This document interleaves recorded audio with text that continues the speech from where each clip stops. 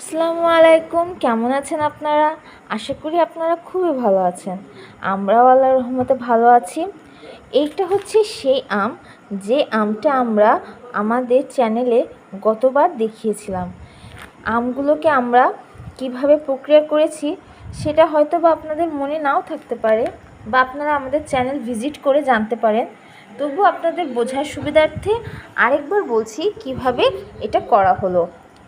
আমরা প্রথমে গাছের থেকে আম পেড়ে নিয়ে সেটাকে ধুয়ে তারপর একটা শুকনা কাপড় দিয়ে বা টিস্যু দিয়ে মুছে নিয়েছি ভালো করে নিয়ে তারপরে আমরা সেটাকে ছিলে নিয়ে তার থেকে যত ছুলকা বের করে নিয়ে সেটাকে কুচি কুচি করেছি।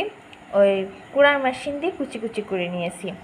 কুচি কুচি করে নেওয়ার পর এতে হালকা লবণ দিয়েছি, যার ফলে এটা পানি ছেড়ে দিয়েছিল। পানি ছেড়ে দিলে কিছুক্ষণ লবণ দিয়ে মাখায় রাখলে এমনি পানি ছেড়ে দেয়, এটা আমরা সবাই জানি। সে পানি ছেড়ে দেওয়ার পর আমরা একটা পরিষ্কার কাপড় দিয়ে সে পানিটুকু আলাদা করে নিই। আলাদা করে নেওয়ার পর আমরা পাই এই শুকনা আঁশগুলো। এই শুকনা আঁশগুলোকে পরবর্তীতে লবণ আর চিনি দিয়ে আচ্ছা করে মাখিয়ে নিই। এই দেখুন, এতে কিন্তু চিনি আর লবণ আছে, বুঝছেন? এবার আমরা একটা থালায় 2-3 ফোঁটা সরষের তেল দিয়ে, এই যে এরকম একটা থালা, এর যে নিচে এখানে 2-3 ফোঁটা সরষের তেল দিয়ে আমরা ভালো করে মাখিয়ে নিয়ে তারপরে এটাকে লাগিয়ে দিয়েছিলাম, যাতে করে এটা সহজে শুকিয়ে যাওয়ার পর উঠে যেতে পারে। দেখুন কি সুন্দর মসৃণভাবে উঠে গিয়েছে। ভালো করে লক্ষ্য করলে দেখতে পারবেন যে এখানে এখনও সরিষার তেল হালকা লেগে আছে। বেশি দেওয়া যাবে না, যাতে পরবর্তীতে তোলা যায় সেই হিসাবে আমরা দিয়েছিলাম। এই দেখুন, এটা রোদ দেখানোর পর শুকিয়ে একদম তৈরি বলতে এখনও এতে আরও অনেক কিছুই বাকি আছে, সবই বলবো। আপনারা আমাদের চ্যানেলের সাথে থাকুন, আমাদের এই ভিডিওটা দেখতে থাকুন।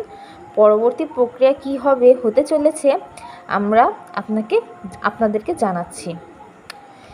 এইবার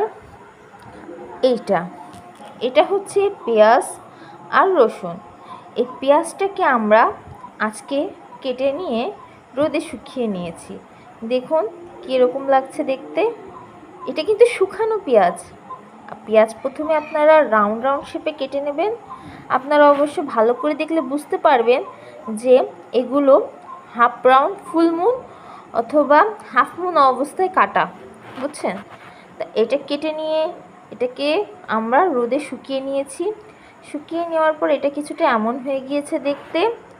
আর এই যে এই রসুনগুলো আমরা কেটে শুকিয়ে নিয়েছি। এই দুটোই আমরা শুকিয়ে নিয়েছি। শুকিয়ে নেওয়ার পর এখন এটা দেখতে কিছুটা এমন লাগছে, দেখুন কেমন লাগছে। এবার আমরা আসছি নেক্সট পর্যায়ে, সেটা হচ্ছে কি মশলা যাবে। অবশ্যই যে মশলা যাবে সেগুলো হচ্ছে এই যে এখানে তেজপাতা, শুকনা লঙ্কা বা শুকনা ঝাল, এই যে দারচিনি আর এলাচ, এই মশলাগুলোই যাবে এর ভিতর। দেখছেন কত সিম্পল এই রেসিপিগুলো, খুবই সিম্পল, খুবই সহজ, আর আপনারা খুব তাড়াতাড়ি বাসায় বানিয়ে খেতে পারবেন। বিশ্বাস করুন খুবই অসাধারণ হয় খেতে। যতক্ষণ না বানাবেন ততক্ষণ বুঝবেন কিভাবে যে কেমন লাগছে খেতে।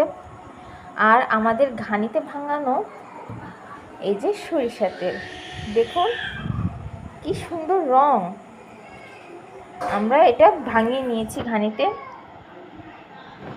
এই সরিষার তেলটা লাগবে আমাদের উপকরণ হিসাবে। এইবার এই সব কিছু আমরা মেশাবো। আমাদের সাথে থাকুন, আমরা দেখাচ্ছি কিভাবে মেশাতে হবে। এই দেখুন, এবার আমরা সেই শুকনো পেঁয়াজ আর শুকনো রসুন সেই শুকনো ঝুরঝুরে আমের সাথে মিশিয়ে নিচ্ছি। দেখুন কিভাবে মিশাচ্ছি, এইভাবে সুন্দর করে মিশিয়ে নেবেন। আপনারা একটা জিনিস লক্ষ্য করেছেন, আমের ঝুরি করা আম কিন্তু সহজে বোঝা যাচ্ছে, আকারটা পরিবর্তন হয় নাই, খুবই সুন্দর লাগছে দেখতে। যে জিনিস দেখতে যত সুন্দর খেতেও তত সুস্বাদু হয়। এবার তেজপাতাগুলো এভাবে দিয়ে দিতে হবে।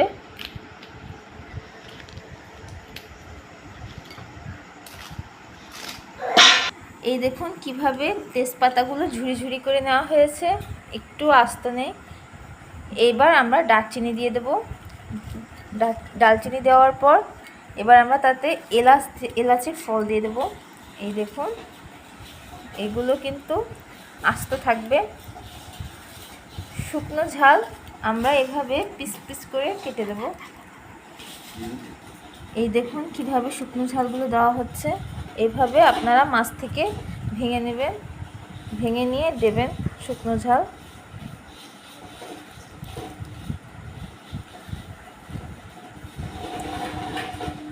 এবার আসছে সবচেয়ে প্রধান উপকরণ। এবার যাবে এর প্রধান উপকরণ, সেটা হচ্ছে সরিষার তেল। দেখুন কি সুন্দর তেল।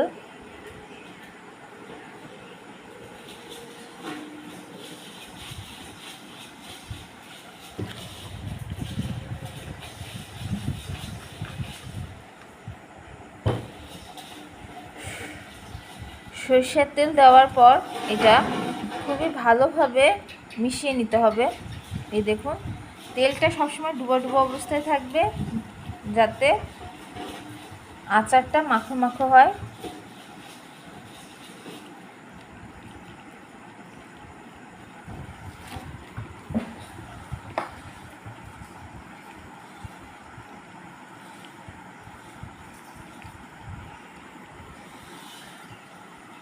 দেখুন দেখতে কেমন সুন্দর লাগছে, অসাধারণ।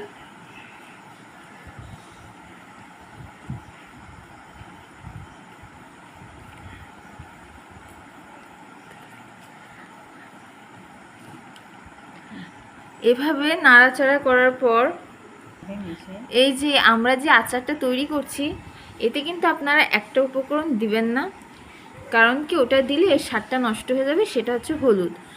আমরা দেখি আমের বেশ অনেকগুলো আচারে হলুদটা ব্যবহার করা হয়, কিন্তু এটা সেই আচার না, এতে হলুদ দিবেন না। হলুদ দিলে এর স্বাদটা নষ্ট হয়ে যাবে বা এর কাঙ্ক্ষিত স্বাদটা হবে না। এর জন্য আমরা এটা হলুদ ব্যবহার করছি না, আপনারাও করবেন না। এইভাবে ভালো করে মাখিয়ে নেওয়ার পর দেখুন কত সুন্দর রং এসছে। এটা আমরা এখন জারে ভরবো।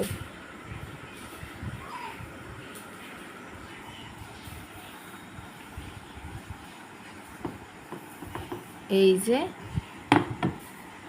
চেষ্টা করবেন আচারগুলো সবসময় কাচের জারে সংরক্ষণ করার, কারণ কাচের জার বাতাস প্রবেশ করতে বাধা দেয় বা সংরক্ষণের সুবিধা হয়, এতে গুণগত মান অক্ষুণ্ণ থাকে।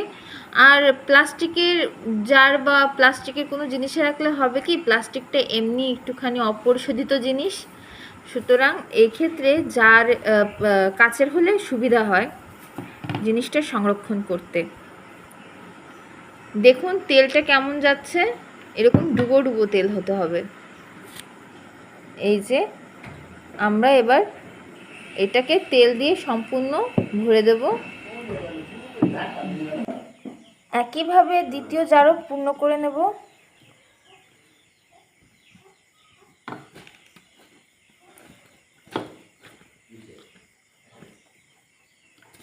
দুঃখিত, যখন আমরা ভিডিওটা করছি তখন আমাদের বিদ্যুৎ চলে গিয়েছে। বর্তমানে সময়ে এটা খুবই একটা কমন প্রবলেম, আমাদের দেশে বিদ্যুৎ থাকে না, তার জন্য দুঃখিত। কিন্তু চেষ্টা করব সবচেয়ে ভালো ভিউটা দেওয়ার, আপনাদের যথাযথ চেষ্টা করব।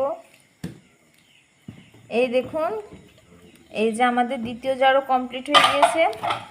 এই দুটো জারই দেখুন কত সুন্দর লাগছে। যেহেতু এতে তেল কম হয়ে গিয়েছে, তাই আমরা এতে আরেকটু তেল দিয়ে নেব।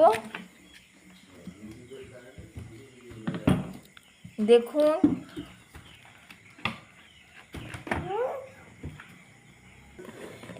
এবার এই দুটো জারই হলো রোদে দেওয়ার জন্য তৈরি। এটাকে রোদে দিতে হবে।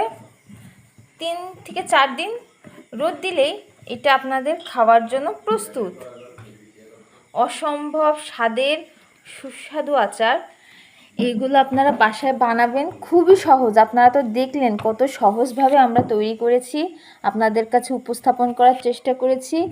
এটা বানানো খুবই সহজ, আপনারা বানাবেন। আশা করি এই সর্বোচ্চ 60টুকু আপনারা নিতে পারবেন। আশা করি ভিডিওটা আপনাদের ভালো লেগেছে।